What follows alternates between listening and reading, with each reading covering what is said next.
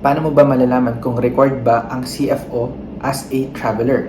Alamin ang bagong Enhanced e-Travel app na merong CFO record sa NAIA Terminal 3. This is for Filipinos na lalabas ng Pilipinas.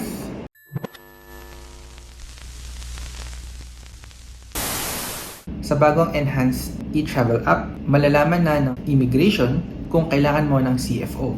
Masisilip din sa e-travel system kung meron ka na nito. So mas madali para sa mga Pilipino na lalabas ng Pilipinas.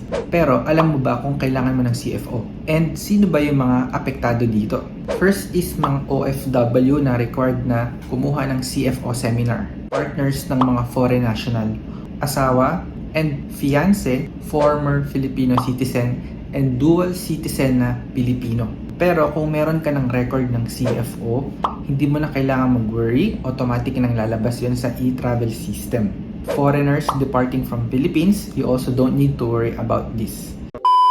Saan po ngayon dito sa NAIA Terminal 3 ang Enhanced e-Travel app with CFO system. Ito po yung integration ng CFO at ng e-Travel app na kadalasan po ay ginagamit ng mga pasaherong umaalis dito sa mga terminal sa NAIA. At simula po ngayon, ang mga Pilipinong papunta sa ibang bansa na kakailanganin po ng CFO ay automatic na pong mapapaalalahanan ng e-Travel app na kailangan mo ng document na ito.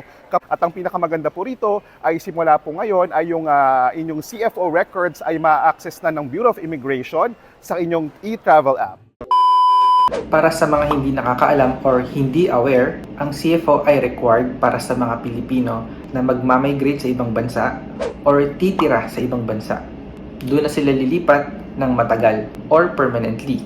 And also for OFW nga na required na kumuha ng CFO seminar. Ngayon kung hindi mo naman kailangan ng CFO as a normal traveler, you don't need to worry about this update na galing sa e-travel. Sana nakatulong yung video. Kung meron kayong tanong about CFO or kung gusto nyo malaman kung kailangan nyo ba to, mag-comment lang kayo or message nyo ako sa Facebook.